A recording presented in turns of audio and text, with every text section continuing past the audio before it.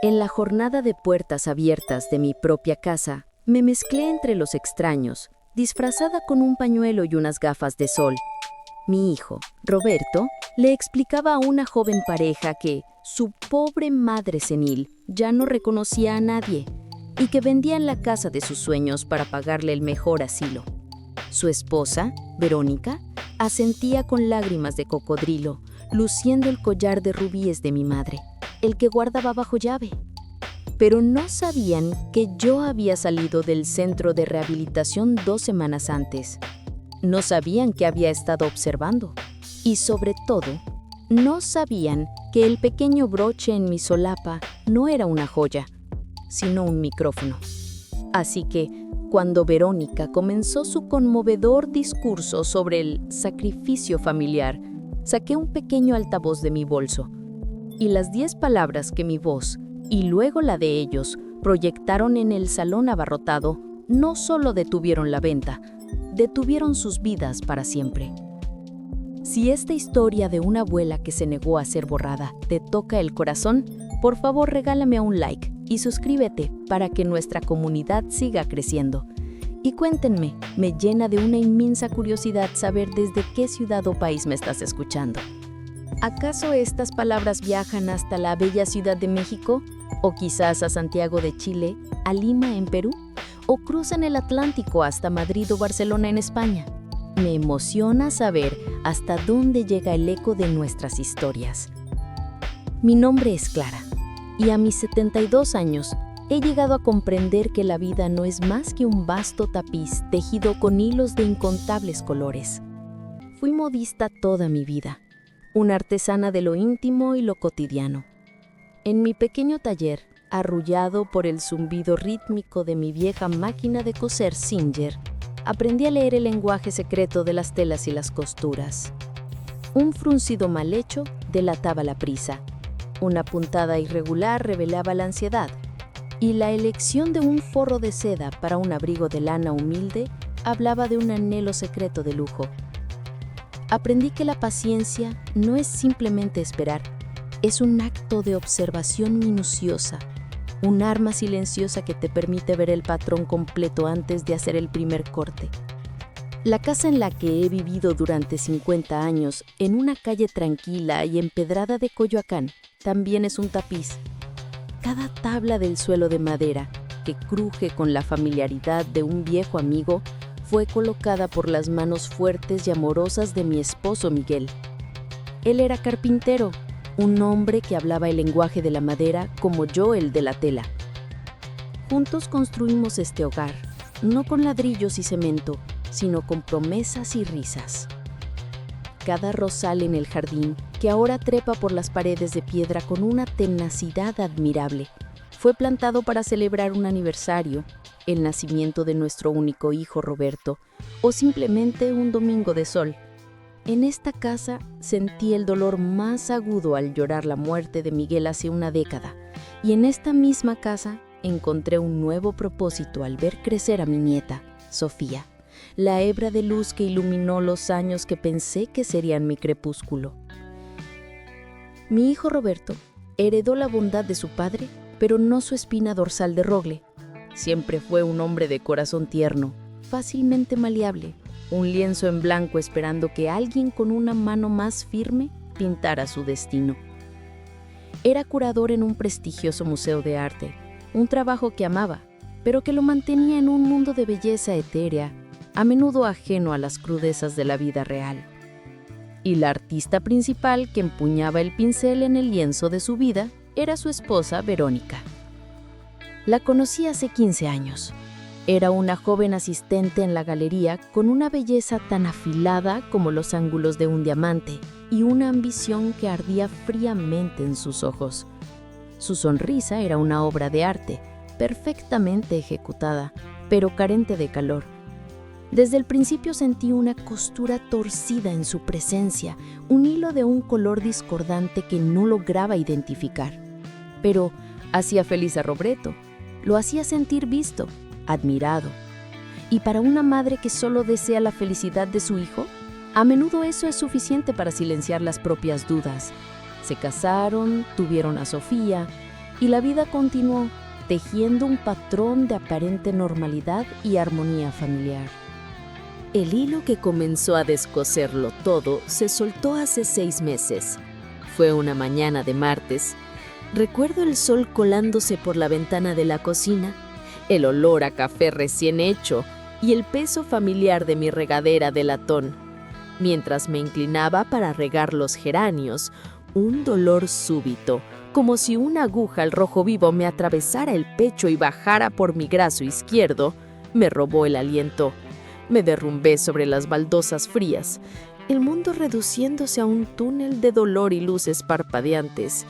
Lo siguiente que supe fue el techo blanco de una ambulancia, el lamento de la sirena y el rostro de Roberto, pálido y descompuesto por el pánico. Infarto masivo, sentenció el cardiólogo en el hospital. Francamente, señora Clara, es un milagro que esté aquí. La supervivencia vino con un precio. La recuperación sería un camino largo y arduo. Necesitaba rehabilitación intensiva, monitorización constante, cuidados que, según insistieron Roberto y Verónica, no podían proporcionarme en casa. La despedida fue un torbellino de emociones confusas, nubladas por los sedantes y el miedo. Roberto se aferraba a mi mano, sus lágrimas mojando mi piel arrugada. Perdóname, mamá, debí haber estado más pendiente. Yo intentaba consolarlo. No es culpa de nadie, mi amor. Son los hilos de la vida.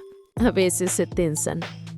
Verónica, a su lado, era la personificación de la nuera devota y eficiente. Su rostro reflejaba una preocupación perfectamente calibrada. Me acariciaba el brazo, sus uñas de acrílico, largas y rojas como garras de un ave exótica, un contraste violento con mi camisón de hospital. «No te preocupes por absolutamente nada, Clara», dijo, su voz suave como el terciopelo. «Nosotros nos encargaremos de todo, de la casa, de Sofía. Tú solo tienes una tarea, ponerte fuerte. Te estaremos esperando con los brazos abiertos». Y yo, en mi vulnerabilidad, en mi terror a la fragilidad de mi propio cuerpo, les creí. ¿Cómo no iba a hacerlo? Eran mi familia. Les entregué mi confianza como se entrega la tela más fina a un sastre, esperando que la trataran con cuidado. Firmé un poder notarial temporal que su abogado trajo al hospital, un documento que les daba control sobre mis finanzas para pagar las facturas y manejar cualquier imprevisto. Me pareció un paso lógico y necesario. Me trasladaron a El Renacer, un centro de rehabilitación de lujo en las afueras de Cuernavaca, un lugar de jardines impecables, personal sonriente y habitaciones que parecían suites de hotel. Verónica insistió en que era lo mejor de lo mejor. El costo era una cifra que me hizo jadear, pero Roberto me tranquilizó. «No escatimaremos en gastos para ti, mamá. Tu salud es lo único que importa». En mi estado de confusión y gratitud, no cuestioné nada. Me sentí amada, cuidada. Los primeros meses fueron un purgatorio de esfuerzo y dolor. Fisioterapeutas con sonrisas profesionales movían mis miembros rebeldes. Enfermeras me pinchaban y medían a todas horas. La comida era insípida y las noches largas y solitarias. Al principio, las llamadas de Roberto eran mis salvavidas. Me contaba sobre su trabajo, sobre una nueva exposición que estaba curando. Su voz sonaba cansada, pero cariñosa. Verónica se unía a la llamada, siempre con un informe optimista. «Sofía te manda besos. La casa está perfecta. Todo está bajo control». Ponía a Sofía al teléfono. «Hola, abuela. Te extraño», decía mi niña, pero su voz sonaba apagada, como si hablara del fondo de un pozo. Yo lo atribuía a la tristeza de la separación. Con el paso de las semanas, los hilos de la comunicación comenzaron a desgastarse. Las llamadas de Roberto se hicieron más breves, sus excusas más frecuentes. «Estoy en medio de una reunión, mamá. Te llamo luego». El luego rara vez llegaba. Las conversaciones con Sofía se volvieron casi imposibles. Está en una fiesta de pijamas con sus amigas. Tiene un proyecto escolar muy importante y no puede distraerse. Mis sugerencias de hacer una videollamada eran rechazadas con una letanía de problemas técnicos. «La señal de internet aquí es terrible, mamá. La cámara de la tableta se rompió». Me sentía como una isla. las mareas de mi antigua vida retrocediendo lentamente, dejándome varada y sola. La soledad en un lugar así es una enfermedad en sí misma. Estás rodeado de gente, pero nadie te conoce de verdad. Mi única confidente se convirtió en Inés, una excontadora de unos 60 y tantos años que se recuperaba de una cirugía de cadera. Era una mujer aguda, con una mente para los números y un detector de mentiras incorporado, perfeccionado por 40 años de auditorías. Fue ella quien, una tarde lluviosa, me enseñó a usar la tableta que el centro nos proporcionaba, más allá de los juegos de solitario. No puedes vivir aislada, Clara. Tienes que ver el mundo, aunque sea a través de una pantalla. Busca a tu familia en las redes sociales. Ver fotos de tu nieta te levantará el ánimo, me dijo. Con su ayuda creé un perfil anónimo. Busqué a Verónica. Su cuenta era un jardín amurallado, privado. Pero la vanidad, como un dobladillo mal hecho, siempre deja un hilo suelto. Una de sus amigas tenía un perfil público y allí, en un álbum titulado Noche de Chicas, encontré la primera puntada que rasgó mi velo de ignorancia. La foto había sido publicada hacía 2 semanas. Un grupo de mujeres elegantemente vestidas posaban en un restaurante de Polanco, sus rostros iluminados por la risa y el champán. En el centro del grupo, como una reina rodeada de su corte, estaba Verónica. Lucía radiante, enfundada en un vestido de seda que yo sabía que costaba más que mi pensión de un mes. Pero no fue el vestido lo que me robó el hálito. Fue el collar que adornaba su cuello. Era un collar de rubíes y diamantes, una pieza antigua y exquisita. El collar de mi madre, un tesoro familiar que había sobrevivido a la Revolución Mexicana, escondido en el tacón de la bota de mi bisabuela. Mi padre se lo había regalado a mí en su noche de bodas y ella me lo dio a mí cuando me casé con Miguel. No era solo una joya, era la hebra principal de nuestro linaje, un testamento de supervivencia y amor. Lo guardaba en una pequeña caja fuerte, empotrada en la pared del fondo de mi armario, oculta detrás de un panel de madera que Miguel había diseñado. Solo nosotros 2 sabíamos de su existencia. La llave la llevaba siempre colgada del cuello, dentro de un relicario de plata que nunca me quitaba. Me quedé mirando la pantalla de la tableta, el corazón martillándome contra las costillas.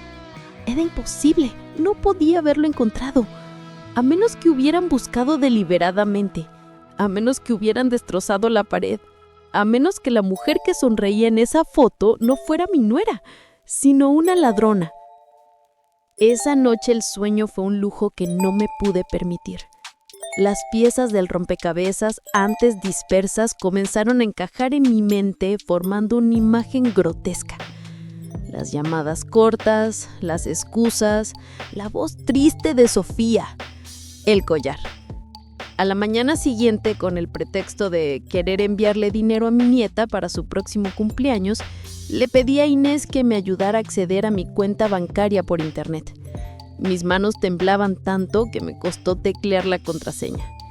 Cuando la página finalmente se cargó, me quedé mirando la pantalla incrédula.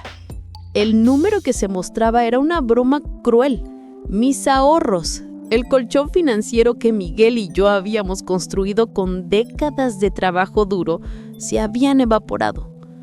Hice clic en el historial de transacciones. La pantalla se llenó de una letanía de mi propia ruina. Retiros masivos, transferencias a una cuenta a nombre de una sociedad que no reconocía, pagos a concesionarios de autos de lujo, a agencias de viajes que ofrecían safaris en África, a boutiques con nombres franceses. Y luego, el pago mensual, una cifra obscena, a Rehabilitación El Renacer. Estaban usando mi dinero para mantenerme prisionera en una jaula de oro, mientras ellos vivían la vida que me habían robado. Marqué el número de Roberto. Mi voz, cuando contestó, era un tilo tenso a punto de romperse. Roberto, ¿El dinero? ¿Dónde está mi dinero? Hubo un silencio al otro lado de la línea. Luego, un suspiro. No de sorpresa, sino de fastidio. Mamá, por favor, no te alteres. No es bueno para tu corazón. Ya te lo dije, es una inversión. Verónica es muy inteligente para estas cosas. Lo hacemos por tu bien, para asegurar tu futuro. ¿Mi futuro? ¿Qué futuro, Roberto? La cuenta está vacía. Grité perdiendo el control. No está vacía, mamá. Está invertida. Es complicado. Confía en nosotros, por favor. Tengo que colgar. Estoy entrando a una junta muy importante. Y la línea quedó muerta. Confía en nosotros. Esa frase, que antes me habría tranquilizado, ahora sonaba como una sentencia. Me senté en el borde de mi cama, en esa habitación estéril y lujosa, y por primera vez en mi vida me sentí completamente sola y desamparada. Pero entonces, la modista que había en mí, la mujer que sabía que incluso la tela más dañada puede ser reparada con la puntada correcta, se hizo cargo. La tristeza se convirtió en una furia fría y precisa. Había encontrado el hilk suelto y supe, con la certeza de una aguja encontrando su camino en la oscuridad, que iba a tirar de él, sin importar lo que encontrara al final. Iba a descoser su mundo de mentiras puntada por puntada.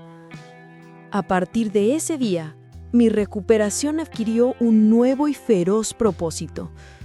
Dejé de ser una víctima de mi cuerpo frágil y me convertí en la arquitecta de mi propia fortaleza. La furia se convirtió en mi combustible. Cada sesión de fisioterapia era un entrenamiento de combate. Cada comida, una recarga de energía para la guerra que se avecinaba. Los médicos y las enfermeras se maravillaban de mi milagrosa mejoría. «Es usted una luchadora, Clara», me decía mi cardiólogo. Él no sabía que la lucha más grande no era contra mi corazón debilitado, sino contra la perfidia de mi propia familia. 2 semanas antes de la fecha programada para mi alta, el doctor me dio la luz verde. Sus progresos son extraordinarios. Médicamente está usted lista para volver a casa cuando lo desee. Agradecí, sonreí y no dije una palabra a Roberto ni a Verónica. Esa misma tarde, empaqué mis pocas pertenencias en silencio. Llamé a un servicio de taxi de confianza, pagando en efectivo. Salí de El Renacer no como una anciana convaleciente, sino como un soldado saliendo de su escondite para una misión encubierta. El taxi no me llevó a Coyoacán. Me dejó en la puerta de un pequeño hotel en la colonia Roma, un lugar discreto, de esos que no hacen preguntas y donde el anonimato es el mayor lujo. Desde esa base de operaciones, comencé a tejer la red que los atraparía. Mi primera llamada fue a don Emilio, el notario, el amigo leal de Miguel. Nos encontramos en un café antiguo, de esos con olor a madera y café fuerte. Cuando le expuse mis sospechas, su rostro, normalmente jovial, se endureció. Le mostré la foto de Verónica con el collar de mi madre. Le mostré una impresión del estado de cuenta de mi banco. Clara, esto es impensable. Conozco a Roberto desde que era un niño. No puede ser capaz de esto, dijo, aunque sus ojos me decían que ya estaba empezando a creerlo. El Roberto que conocíamos, quizá no, pero el hombre en el que se ha convertido, tengo mis dudas. Necesito que investigues, discretamente. Averigua qué pasa con mi casa, con mis bienes. Usa tus contactos. Emilio asintió, su mandíbula apretada. Considera lo hecho. Te llamaré en cuanto sepa algo. Mientras Emilio movía los hilos legales, yo me encargué de los hilos del disfraz. Fui a una tienda de ropa de segunda mano. Compré prendas que nunca en mi vida habría elegido. un conjunto de pants de un color indefinido, unas zapatillas de deporte desgastadas, un pañuelo de algodón para cubrirme la cabeza. En una farmacia, compré unas grandes gafas de sol de montura gruesa. Me teñí el pelo yo misma en el baño del hotel, usando un tinte barato que lo dejó de un tono grisáceo y sin vida. Me miré en el espejo. La mujer que me devolvía la mirada era una extraña, una anciana anónima, invisible, de las que se sientan en los bancos de los parques durante horas sin que nadie repare en su existencia. Era el disfraz perfecto. Comencé mi vigilancia. Cada mañana tomaba un autobús hasta Coyoacán y me instalaba en un banco del parque que daba justo enfrente de mi calle. Fingía leer un libro o dar de comer a las palomas y observaba. Veía a Verónica salir cada día en su nuevo y reluciente auto deportivo, un Porsche rojo que gritaba dinero robado. Iba de compras, al gimnasio, a comer con sus amigas. Vivía una vida de ocio y lujo sobre las ruinas de la mía. Veía a Roberto irse al museo, su figura encorvada, la expresión de un hombre permanentemente agotado, consumido por una culpa que no era lo suficientemente fuerte como para impulsarlo a actuar. Pero la visión que me desgarraba el alma era la de Sofía. Cada mañana la veía salir para la escuela. Una empleada nueva, una mujer de rostro severo, la acompañaba hasta la parada del autobús. Mi nieta caminaba con la cabeza gacha, sus hombros pequeños, hundidos. La niña que antes era un torbellino de risas y energía, se había convertido en una pequeña sombra silenciosa. Un día la vi tropezar y caer. La empleada apenas la ayudó a levantarse, tirando de su brazo con impaciencia. Quise correr, gritar, abrazar a mi niña, pero me contuve. El momento aún no había llegado. La paciencia, me recordé, es un arma. La llamada de Emilio llegó 2 días después. Su voz era una mezcla de furia y tristeza. Clara, es mucho peor de lo que pensábamos. Tienes que sentarte. Me contó que habían usado mi poder notarial para poner la casa en venta. La habían listado muy por debajo de su valor de mercado, para una venta rápida. Y había una jornada de puertas abiertas programada para el sábado. Este sábado. El tiempo se me agotaba. Pero eso no es lo peor, Clara, continuó Emilio. Han iniciado un proceso de interdicción en tu contra. Han presentado un informe psiquiátrico firmado por un tal doctor Méndez que te diagnostica con demencia senil y un trastorno paranoide. El informe se basa exclusivamente en las preocupadas observaciones de Roberto y Verónica. Están tratando de declararte legalmente incompetente para tener el control total y permanente sobre ti y tus bienes. Me quedé silencio, el teléfono pegado a la oreja. No era solo un robo, era un borrado, una ejecución civil. Querían convertirme en una no persona, un fantasma legal cuya única función era justificar su riqueza. ¿Qué hacemos, Emilio?, pregunté, mi voz sorprendentemente firme. Podemos presentar una contrademanda. Será una batalla legal horrible, Clara. Pondrán a Roberto en el estrado contra ti. Usarán tu historial médico, tu edad. Será un circo. No, dije, una idea loca y audaz, comenzando a tomar forma en mi mente. Una idea tan precisa como un patrón de costura. No habrá un circo en un juzgado. El espectáculo será en mi casa y ellos serán los payasos principales. Le expliqué mi plan a un Emilio atónito. Era arriesgado, poco ortodoxo, pero él, que conocía mi terquedad y mi precisión, acabó por aceptar. De acuerdo, Clara. Si vamos a hacerlo, lo haremos bien. Necesitarás pruebas irrefutables, algo más que movimientos bancarios. Necesito entrar en la casa, Emilio. Necesito colocar un hilo en su nido de arañas. ¿Cómo?, preguntó. Una sonrisa amarga se dibujó en mi rostro. Verónica es vanidosa. Quiere que la casa luzca impecable para la venta. Sugiere que contraten un servicio de limpieza profesional para una limpieza profunda antes del sábado. Ella aceptará y yo seré parte de ese equipo. El plan funcionó a la perfección. Emilio, a través de un intermediario, hizo la sugerencia. Verónica, encantada con la idea de impresionar a los compradores sin mover un dedo, contrató a la agencia que Emilio le recomendó. Y el viernes por la mañana, un día antes de la venta de mi vida, entré por la puerta principal de mi propio hogar vestida con un uniforme de limpieza azul, invisible a los ojos de la mujer que me había robado todo. La casa me dolió. El aire olía a un ambientador químico de vainilla que intentaba enmascarar el abandono. El polvo se acumulaba en los rincones. Mis fotos familiares habían sido reemplazadas por cuadros de arte abstracto, fríos e impersonales. Verónica me dio órdenes con un gesto displicente antes de encerrarse en su dormitorio para hablar por teléfono. Mientras mis compañeros limpiaban la planta baja, yo subí las escaleras. Mi corazón era un pájaro atrapado en mi pecho. Fui primero al antiguo estudio de Miguel que Roberto ahora usaba. Sobre el escritorio, abierto, había un folleto satinado. Residencia El Ocaso Dorado. Un final digno y seguro para sus seres queridos. Las fotos mostraban a ancianos sonrientes jugando al ajedrez en jardines perfectos. El precio de esa dignidad era una cifra con 6 ceros.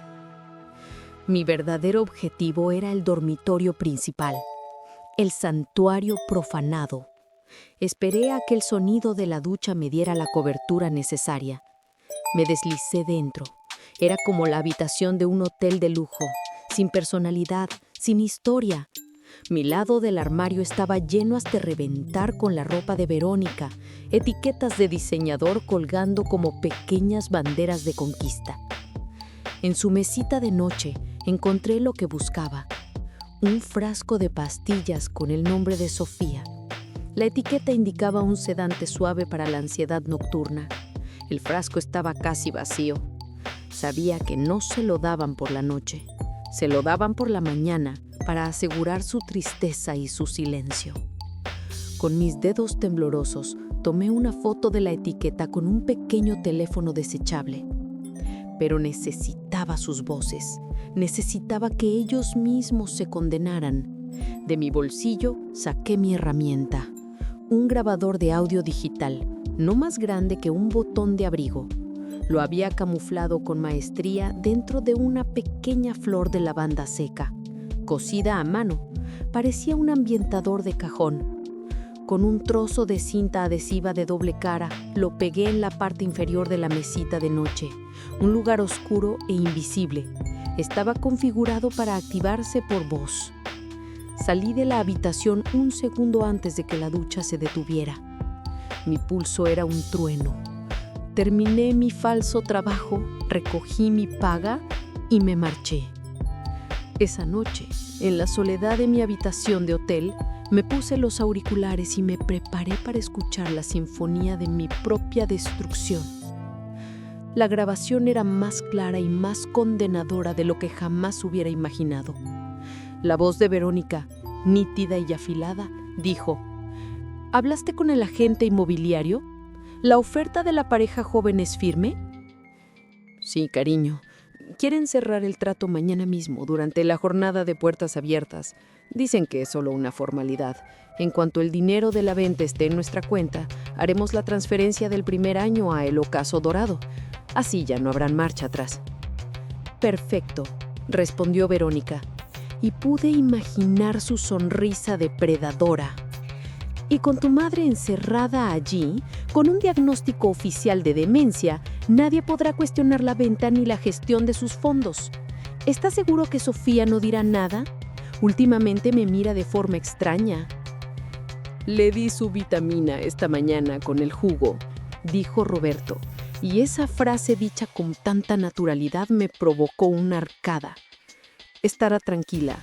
Además, le hemos dicho tantas veces que su abuela está muy enferma y confundida que ya se lo ha creído. Es por el bien de todos, Vero. Hubo una pausa y luego la voz de Verónica, llena de veneno puro. Sobre todo por el nuestro. Por fin, Roberto, por fin tendremos la vida que merecemos. Una vida sin ella, sin su sombra juzgadora, sin su dinero goteando como si nos hiciera un favor. todo será nuestro. Me quité los auriculares, mis manos temblando. Las lágrimas que corrían por mis mejillas no eran de tristeza, eran de una rabia helada, una rabia que cristalizaba mi propósito. Tenía sus voces, tenía sus planes, tenía el hilo principal en mis manos. Y al día siguiente, en el escenario que ellos mismos habían preparado, iba a tirar de él con toda la fuerza de mi ser. Iba a descoser su mundo y no quedaría ni un retal que pudieran salvar. La modista estaba a punto de hacer su corte final. El día de la jornada de puertas abiertas amaneció con un cielo de un azul hiriente, un sol radiante que parecía burlarse de la oscuridad que se había cernido sobre mi vida. Me preparé con la meticulosa calma de una modista antes de cortar una tela de seda. Cada pieza de mi disfraz fue elegida para construir un personaje. La anciana invisible, un vestido beige sin forma, un cardigan gris que había comprado en una tienda de segunda mano, zapatos planos y cómodos. Mi cabello, teñido de un gris opaco, estaba oculto bajo un pañuelo de algodón. Unas grandes gafas de sol cubrían mis ojos, pero no la determinación que ardía en ellos. El toque final, mi arma secreta, era el broche que prendía en la solapa de mi cardigan, una delicada rosa de plata, un regalo de Miguel. Para el mundo, una simple joya sentimental. Para mí era un micrófono de alta fidelidad y un transmisor Bluetooth, una pieza de tecnología que Emilio había conseguido a través de un contacto especializado en seguridad. En mi bolso, un pequeño pero potente altavoz del tamaño de una polvera estaba listo esperando la señal. Llegué a la 1 en punto, caminando lentamente, apoyándome en un bastón que no necesitaba. La calle estaba llena de coches caros. Me mezclé con la corriente de gente que entraba en mi casa. Mi corazón un nudo apretado en mi pecho. Roberto y Verónica estaban en la puerta, interpretando sus papeles con una maestría digna de un escenario. Verónica, vestida de un blanco virginal, ofrecía una sonrisa triste y valiente. Roberto, con un traje oscuro y una expresión solemne, estrechaba manos y aceptaba condolencias por una muerte que aún no había ocurrido. «Gracias por venir», decían.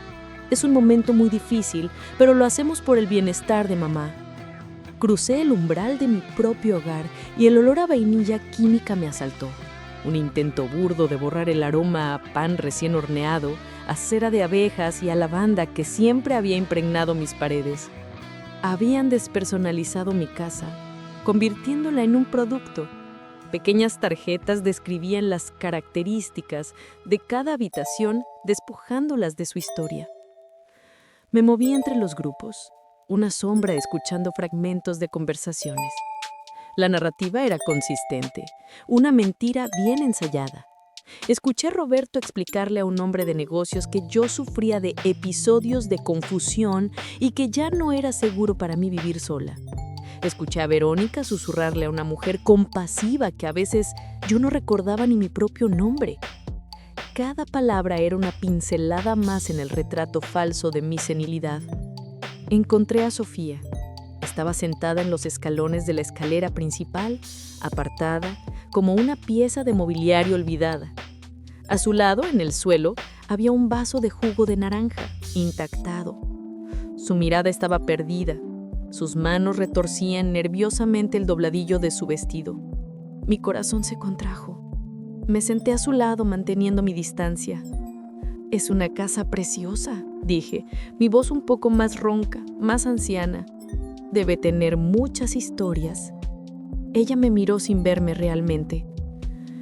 «Las tenía», susurró. «¿Y ya no?», insistí suavemente. Sus ojos, los ojos de Miguel, se enfocaron en mí por un instante. «Mi abuela está muy enferma», recitó la lección aprendida. «Se olvidó de mí, se olvidó de todo». Metí la mano en mi bolso y saqué un pequeño pañuelo bordado. Dentro estaba el dedal de plata con el grabado del colibrí el que le regalé en su 7º cumpleaños cuando sus pequeños dedos aprendieron a dar sus primeras puntadas. Se lo puso en la mano, cerrando sus dedos sobre él.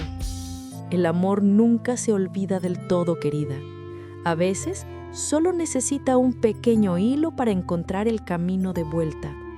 Abrió la mano y se quedó mirando el dedal. Vi cómo su frente se arrugaba en un esfuerzo de concentración.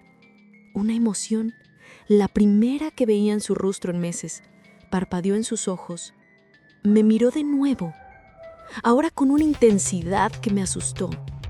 Una chispa de reconocimiento. Me levanté rápidamente y me alejé antes de que pudiera decir una palabra. No podía arriesgarme a que mi plan se descosiera antes de tiempo. A las 2, tal como habíamos planeado, llegó Emilio. Lo acompañaban 2 personas. Un hombre de aspecto serio y traje gris, que se presentó a los anfitriones como un tasador independiente del banco del comprador. Y una mujer de mirada cálida y firme, que era en realidad Ana, una consejera de la Unidad de Protección Infantil de la Fiscalía. Se separaron y comenzaron a moverse por la casa, observando y escuchando. El clímax se acercaba. Roberto y Verónica reunieron al grupo principal de compradores, la joven pareja y algunos otros, en la sala de estar. Iban a dar el discurso final, el empujón para cerrar la venta. Me posicioné cerca de la chimenea, dándoles la espalda a la mayoría, un punto ciego perfecto. Activé el altavoz en mi bolso, con un discreto clic. Verónica comenzó, su voz goteando una falsa emoción. Queremos agradecerles de nuevo su interés. Sabemos que es solo una propiedad, pero para nosotros es el hogar de nuestra familia. Tomar la decisión de vender ha sido la más difícil de nuestras vidas. Hizo una pausa dramática, llevándose una mano al corazón.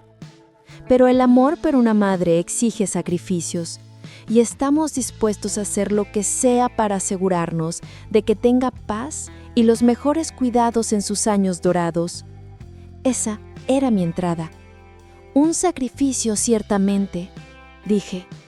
Mi voz, clara, fuerte y sin disfraz, salió del altavoz en mi bolso y cortó su discurso como un par de tijeras afiladas. Un silencio desconcertado cayó sobre la sala. Todos se giraron, buscando el origen de la voz. Roberto y Verónica me encontraron, y sus rostros se transformaron. El color, la confianza, la compostura, todo se desvaneció dejando solo el pálido y desnudo terror. Lentamente, como si me quitara una máscara, me quité las gafas de sol. Luego, desaté el pañuelo, dejando que mi cabello cayera sobre mis hombros. La modista invisible se había convertido en la dueña de la casa. ¿Sorprendidos de verme?, pregunté, dando un paso hacia la luz.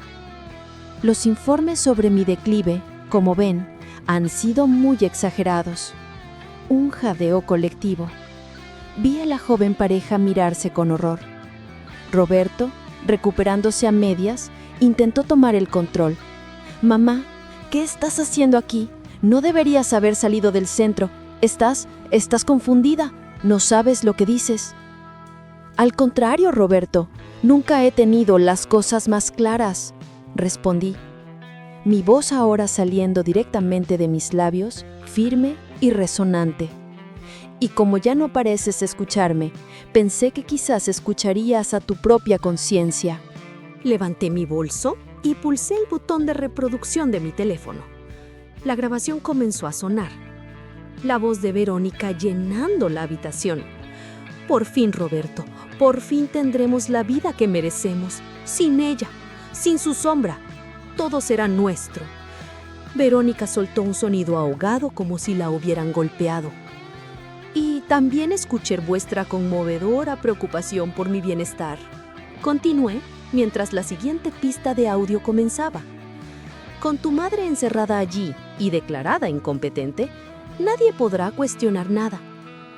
El tasador de Emilio Carraspeo Como representante de una investigación en curso por fraude inmobiliario y abuso de confianza, creo que esta venta queda suspendida. Verónica desesperada gritó: «Es una mentira. Está loca, les digo. Son grabaciones falsas, manipuladas». ¿Falsas?, pregunté, acercándome a ella. Toqué el collar de rubíes en su cuello. Entonces, supongo que el collar de mi madre, robado de una caja fuerte forzada, también es una falsificación de mi mente senil. Me volví hacia los rostros atónitos de los extraños. Esta casa, mi casa, no está en venta, y yo no sufro de demencia. Pero mi hijo y su esposa sí padecen una enfermedad. Se llama codicia y es terminal. En ese momento, Sofía apareció en lo alto de las escaleras. En su mano sostenía el dedal de plata. Sus ojos, ahora claros y llenos de una comprensión terrible, estaban fijos en sus padres. ¿Le daban vitaminas a la abuela también?, preguntó su voz infantil. Una pregunta tan simple y tan devastadora que silenció cualquier posible defensa. La consejera Ana se acercó a ella y la rodeó con un brazo protector. Fue entonces que pronuncié mis últimas palabras. No para la audiencia, sino para los 2 arquitectos de mi ruina. Miré a mi hijo, el lienzo en blanco, ahora manchado para siempre por la pintura venenosa de su esposa. Y luego la miré a ella, la artista del engaño, y con la voz de una matriarca reclamando su hogar, de una abuela protegiendo a su cría y de una mujer negándose a ser borrada, dije las 10 palabras que hicieron que su universo se derrumbara. La policía está esperando en la puerta. Vuestra vida terminó. Y justo en ese momento, como una puntada final y perfecta, el timbre sonó, insistente y autoritario. La modista había terminado su trabajo. El patrón de su traición estaba completa y hermosamente expuesto para que todo el mundo lo viera. Esta historia, aunque es una creación de la imaginación, nace de la idea de que la fuerza y la astucia no tienen edad. Es un tributo a la resiliencia silenciosa que a menudo se subestima. Los nombres y los lugares han sido cambiados, pero la emoción de luchar por lo que es tuyo es universal. Y ahora, desde el fondo de mi corazón, quiero saber qué piensas. Si te hubieras enfrentado a una traición tan calculada por parte de tu propia sangre, ¿habrías tenido la paciencia de planear una revelación tan pública? ¿O tu dolor te habría llevado a una confrontación inmediata y privada? Cada uno de nosotros tiene una costura diferente y me fascina conocer la tuya. No te vayas aún. Si te ha gustado este viaje de justicia y emoción, te dejo en la pantalla final 2 historias más que te prometo que te mantendrán al borde del asiento. Gracias por tu increíble apoyo, por ser la aguja que cose esta comunidad. Te mando un abrazo gigante y nos vemos en el próximo relato.